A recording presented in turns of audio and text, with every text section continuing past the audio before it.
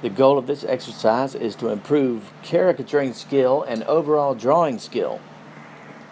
First thing I do is draw it as a basic cartoon portrait.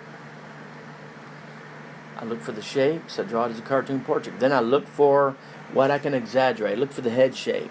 Is it taller than it was wide? Then I make it a little bit taller. I still use the same, more or less, volume, but I stretch it a little taller, which is going to make it a little skinnier.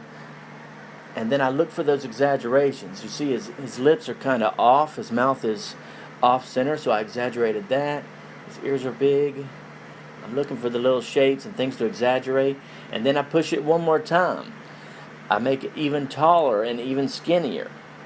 I tilt that mouth even more to the side. And whatever exaggeration points that I've seen, I try to push them even a little bit further. Steven Silver said that if you just draw something one time, you're never really going to improve. You have to keep drawing it over and over and over again and push it, because that's when you're digging deep into your subconscious and you're really causing your brain to work for you. And then I'm drawing it again, and this time I'm trying to just maybe simplify it. I just drew little dots for eyes. And if you do this every day, it starts to get into your subconscious, and your brain will help you at a deeper level. And if it's horrible, you just say, well, that's why they call it practice.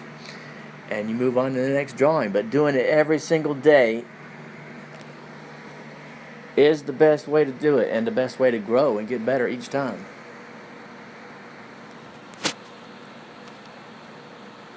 And remember, the goal is not to get to the extreme exaggeration at the end.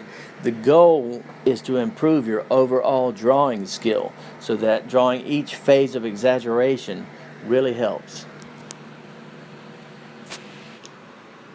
One more thing I try to do is use straight lines and curved lines and shapes together in the same vicinity. You'll notice that his nose is very rounded, but his mustache and lips are very angular. So I've got straights and curves right there in the same place. It makes it look more dynamic. If all you use is curved lines, all curved shapes, it begins to look a little boring. And so that's it. That's the exercise. Just take one face and draw it over and over and over again, pushing it each time as many times as you have time to do, and that is my exaggeration exercise.